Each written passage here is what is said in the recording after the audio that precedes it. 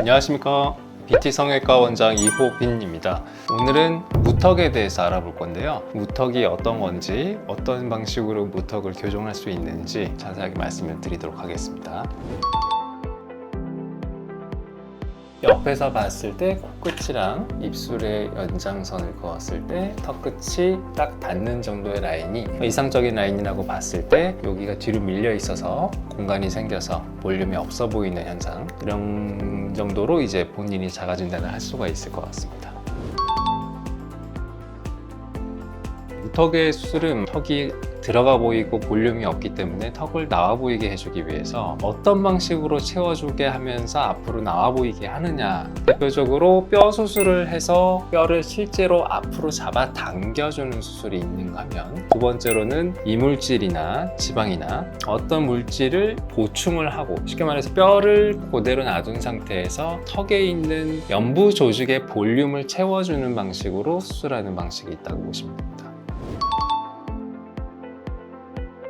무턱이 있는 분들은 대체로 턱 자체가 작으신 분들이 많습니다. 그래서 보형물의 부작용이라고 하죠. 이물감이라든지 아니면 뼈가 어느 정도 흡수가 될 수 있다든지, 보형물을 고정을 제대로 안 하면 보형물이 움직일 수 있다든지, 이런 단점이 있긴 하지만 뼈를 절제를 하고 이동을 했을 때 얻을 수 있는 것보다 잃을 수 있는 부작용이 훨씬 많기 때문에 그런 분들은 보형물로 해결을 해줘야 되고요. 반대로 턱의 길이가 충분하고 턱이 큰 환자분들은 뼈를 잘라서 폭을 줄이면서 전진을 한다든지, 길이를 줄이면서 전진을 하면서 턱을 잘라서 턱을 작게 할 수 있는 등의 여러 가지 장점이 있기 때문에 그런 분들은 턱의 전진 수술이 유리하다고 할 수가 있습니다. 그래서 뼈의 크기나 뼈의 위치, 교환 문제 모든 것을 고려하지 않으면 환자분이 뭐가 맞다라고 말씀드리긴 어렵기 때문에 본인의 턱이 어떤 모양으로 생겨 있는지를 정확하게 진단하는 게 가장 중요하고, 모든 수술이 그렇듯 진단이 정확히 돼야 정확한 수술법을 알 수가 있고요. 이것에 대해서는 당연히 병원에 가서 CT나 엑스레이를 촬영을 해서 전문가의 소견을 알아볼 필요가 있습니다.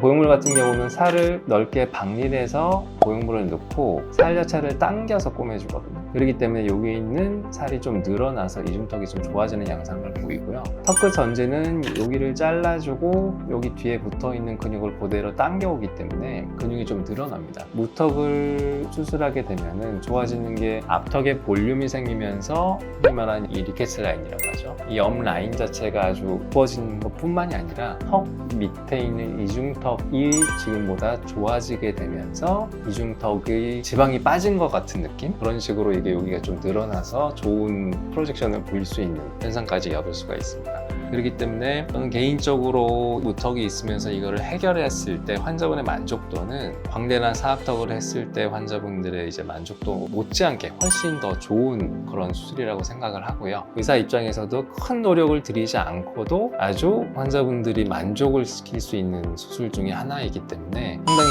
좋아하는 수술이긴 합니다.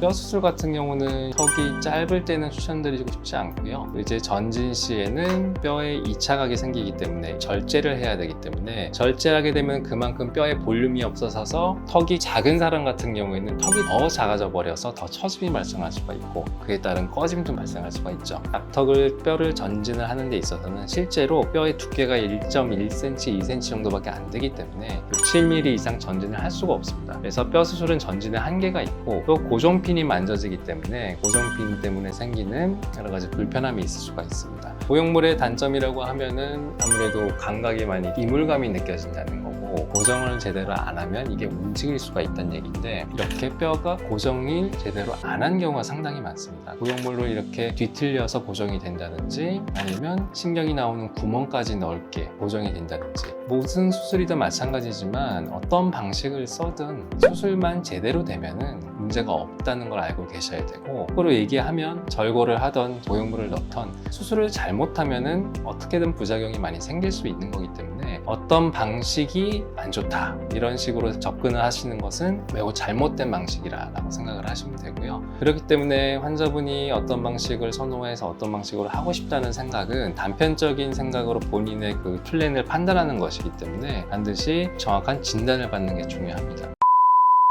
네, 오늘은 무턱에 대해서 알아봤는데요. 처음에 말씀드린 대로 무턱의 원인이 여러 가지가 있고 본인이 자가 진단을 한다고 해도 정확하게 무턱의 원인이 뭔지를 알 수가 없기 때문에 이에 대한 해결책은 전문가와 상의를 한 후에 반드시 치료법을 생각을 해보셔야 된다라고 말씀드릴 수 있습니다. 그래서 무턱에 대한 고민이 있으시거나 본인이 무턱이 있는지 없는지 어떤 방향으로 치수를 진행을 해야 되는지는 궁금하시면 일단 병원에 와서 상담을 받는 것을 권해드리고 싶습니다. BT 성형외과 원장 이호빈이었습니다.